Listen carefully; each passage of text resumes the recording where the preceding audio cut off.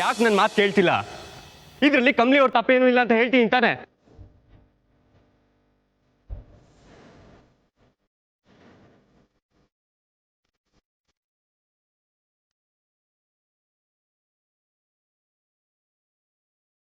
ದಡ್ಡ ಕಣೋ ನೀನು, ದಡ್ಡ. ಇಷ್ಟೆಲ್ಲ ಆದ್ಮೇಲೂ ಅವಳಿಗೆ ಸಪೋರ್ಟ್ ಮಾಡ್ಕೊಂಡು ಮಾತಾಡ್ತಿದ್ಯಲ್ಲ, ಏನ್ ಹೇಳ್ಬೇಕು ನಿನಗೆ? ಅವಳು ನಿನಗೆ ಮೋಸ ಮಾಡೋದು ಗೊತ್ತಾಗ್ತಿಲ್ವೇನೋ? ನಂಗೆಲ್ಲ ಗೊತ್ತು ಮಾ. ಕಮಲಿ ಅವರು ಮಹಾಜನ್ ಮನೆ ಮೊಮ್ಮಗಳಲ್ಲ ಅನ್ನೋದು ನಂಗೆ ಮೊದಲೇ ಗೊತ್ತಿತ್ತು.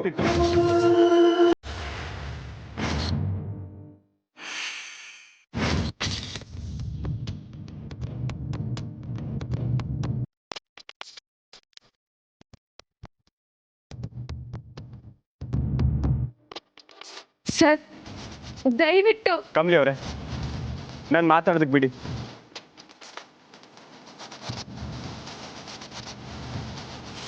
ಏನ್ ಹೇಳ್ತಿದ್ಯಾ ರಿಷಿ? ನಿನಗೆ ಮೊದಲೇ ವಿಷಯ ಗೊತ್ತಿತ್ತಾ? ಹೌದು ಮಾ, ಇದರಲ್ಲಿ ಕಮಲಿ ಅವ್ರದ್ದು ತಪ್ಪೇನೂ ಇಲ್ಲ.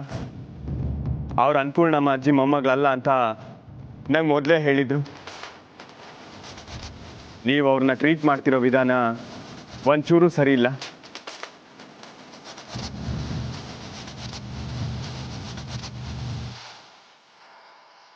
ಮಾಮ್, ಏನ್ ಮಾಮ್ ಇದು? ಇವ್ನು ಹೀಗೆ ಪಲ್ಟಿ ಹೊಡೆದ್ಬಿಟ್ಟ. ತಾರ ನಮ್ಮ ಕಡೆ ಇರೋವರೆಗೂ ನಮ್ಗೆ ಯಾವ ಭಯನೂ ಇಲ್ಲ. ಸುಮ್ಮನೆ ನೋಡು. ಅಂದ್ರೆ ನಿನಗೆ ಮೊದಲೇ ವಿಷಯ ಗೊತ್ತಿದ್ರು ನನಗೆ ಹೇಳ್ದೆ ನನ್ನಿಂದ ಮುಚ್ಚಿಟ್ಟಿದ್ಯಾ ರಿಷಿ? ಮಾ, ನೀನು ನನಗೆ ಮೋಸ ಮಾಡ್ದೆ ರಿಷಿ. ಅಮ್ಮ ಪ್ಲೀಸ್, ಯಾಕೆ ಈ ಥರ ಮಾತಾಡ್ತಿದ್ದೀರಾ?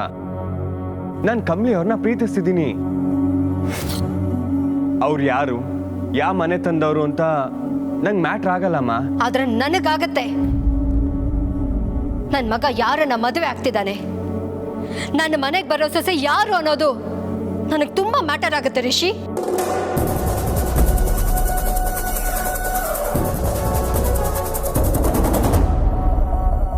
ಅಮ್ಮ ಮಗನ್ನ ಬೇರೆ ಮಾಡೋದ್ರಲ್ಲಿ ಎಷ್ಟು ಸ್ಟ್ರಾಂಗ್ ಇದೆಯಾ ಅಲ್ವಾ ನೀನು?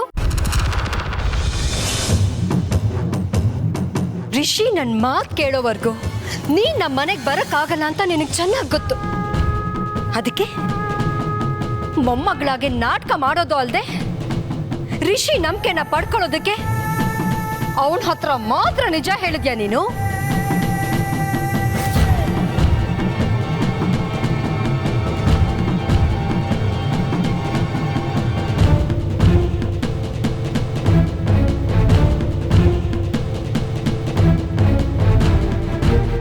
ಮಾಸ್ಟರ್ ಪ್ಲಾನ್ ಕಣೆ ನಿಂದು. ನೀನಂತ ಕೆಟ್ಟ ಹುಡುಗಿನ ನನ್ನ ಲೈಫಲ್ಲೇ ನೋಡಿಲ್ಲ.